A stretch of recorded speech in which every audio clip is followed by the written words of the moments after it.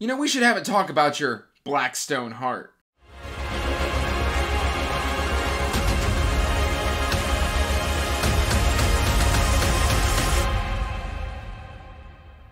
Hey everyone, welcome back to Andrew's Wizard of the Reads, and today I got another book review for you. But before we get to that book review, make sure you are liking and subscribing, hitting that bell notification so you can get regular updates for when I put out new content. I post every Monday, Wednesday, and Friday. Also, make sure you're checking that description box down below for the link to the Wizardly Duo Discord, as well as links to all of my social media and information about my Patreon. And guys, this is a good old self-pub book review. That's right, it's Blackstone Heart by Michael R. Fletcher. Guys, I loved reading this book. This is Grimdark at its best, in my opinion. This is probably the darkest book that I've read that I've just really got a lot of enjoyment out of. The blurb on the back is pretty simple. It's that which kills you makes you stronger. I had a vision of remaking the world as it once was. She tore out my eyes and replaced that vision with one of her own.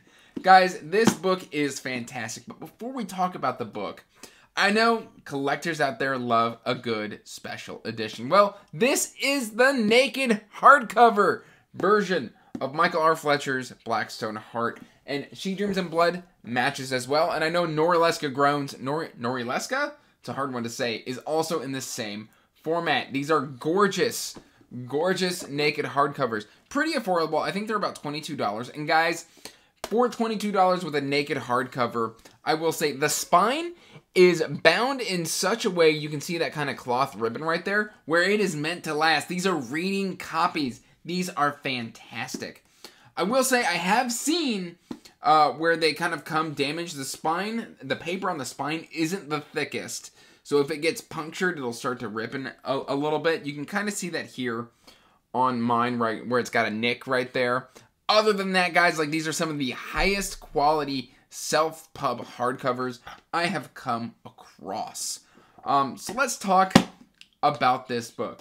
This book is very interesting. This is a world, I don't know if it's quite our world, because it's set like futuristic but post-apocalyptic type of deal. Almost like the Wheel of Time kind of vibe going on, where it's like, you know, a lot of time has passed. It's like there seems to have been a great empire, almost like an Atlantis theme, you know, where like, we had this great civilization, and then like it all fell, and now we're back in the Stone Ages, Middle Ages, what have you.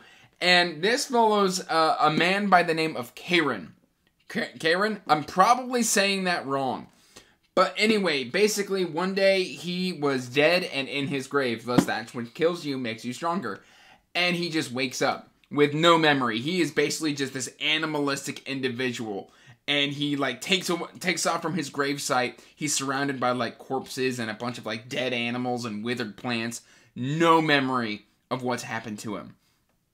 And he kind of comes across this trapper's hut in the woods, and he basically just animalistically attacks this individual and just takes everything that this man owns and makes it his, and stays there for a number of years until somebody comes to his hut, and he kind of kills this individual.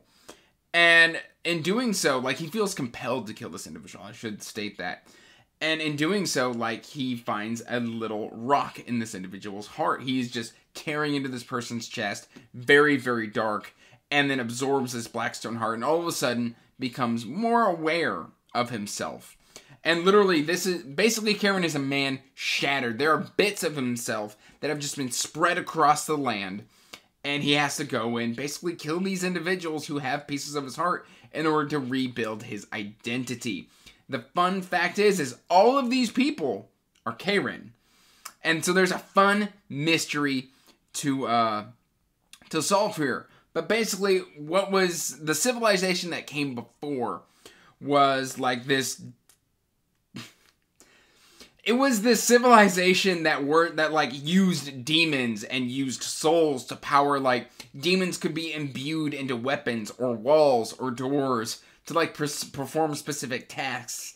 But all of these tasks involved souls. So people had to be killed and their souls harvested and then fed to these demons. So like basically you get an eternal opening door. So like if you walk up to it, this demon, just because you gave it a soul, will open and close the door. or the walls will stand impervious, or your weapon's edge will be forever keen. Things of that nature. Or like, you know, there are various other powers, just teleportation and things. Like, you can have like teleportation demons and stuff like that.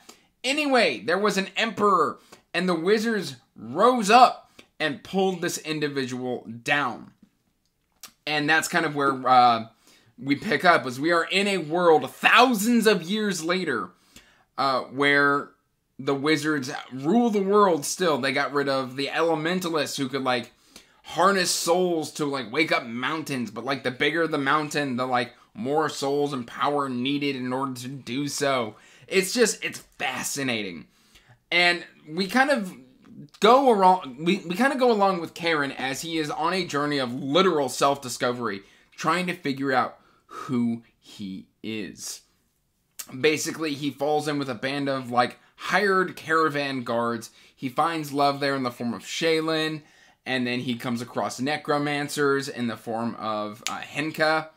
And basically, these women develop very, very, very toxic relationships with Karen. And I mean, it is fascinating to read his journeys, his trials, his tribulations, and really to kind of dig into the underlying themes of this book. Because, you know, there is the constant struggle of identity and toxicity and reliance on others that is really, really fascinating. Like, this book almost breeds discussion. Almost kind of like what I've been told, the darkness in R. Scott Baker's The Darkness That Comes Before, The Prince of Nothing, or The Second Apocalypse. Those books, I'm told, are like dark in a way that breeds discussion around said book. And I feel this is almost in the same vein. Now, this doesn't have purple prose like R. Scott Baker. It's very, very readable, very, very accessible. And even though a lot of it is really, really dark, it's still... At no point was I just like, ugh, that was uncalled for. It's a very approachable story.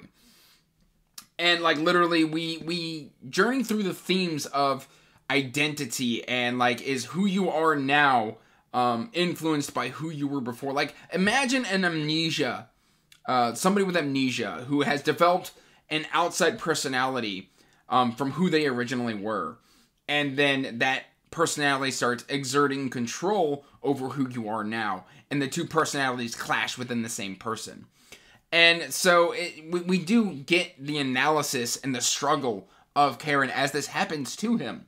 As he rediscovers himself, he has developed his own personality separate from who he was before. And now we are kind of seeing him struggle. And even though he can literally say, I'm not going to do something. And then it's almost like his id just kicks in and does it anyway. And we really see him struggle with this. Also, like, we kind of explore the theme of how far are we willing to go for love, for lust, for sex, things of that nature. Like, all of that is explored here in this book. This is a dark book that touches on some really, really disturbing themes. That said, though, I really, really enjoyed it. Structurally, it's not a long book, and it's actually, let's kind of open the book so I don't just... You've got some pretty decent line spacing. I will say the formatting on this book isn't probably the best, mainly just because if you're taking a good look, it's almost like double spaced. So this book could have probably been formatted to be half this length. It would still be novel length, but at the same, it's also got some pretty nice illustrations in this edition as well. I do like the illustrations. Kind of like right there. It's just very, very, very cool. So the formatting is a bit generous in terms of the size of the book, but it reads very, very quickly. I think I read this in like 2 sittings. I overall enjoyed the pacing. I enjoyed the characterization. I enjoyed those deeper themes that I mentioned. And overall, guys, if you have not picked up this self-published delight, I highly recommend that you do so. If you have read it, please let me know in the comments what you thought of it. If you are thinking of reading it, let me know in the comments why you are thinking of picking this up. Guys, I have seen some really good reviews on this done by my good friend Nico and my good friend Joanna. I will link those in the description box down below so you can see their thoughts as well. That said, guys, that is all I have got for you here on Blackstone Heart. I should be having She Dreams in Blood coming up next month, but we shall see. So, without any further ado, till next time, peace out, stay magical, bye. And as always, I want to give a huge thank you to my patrons.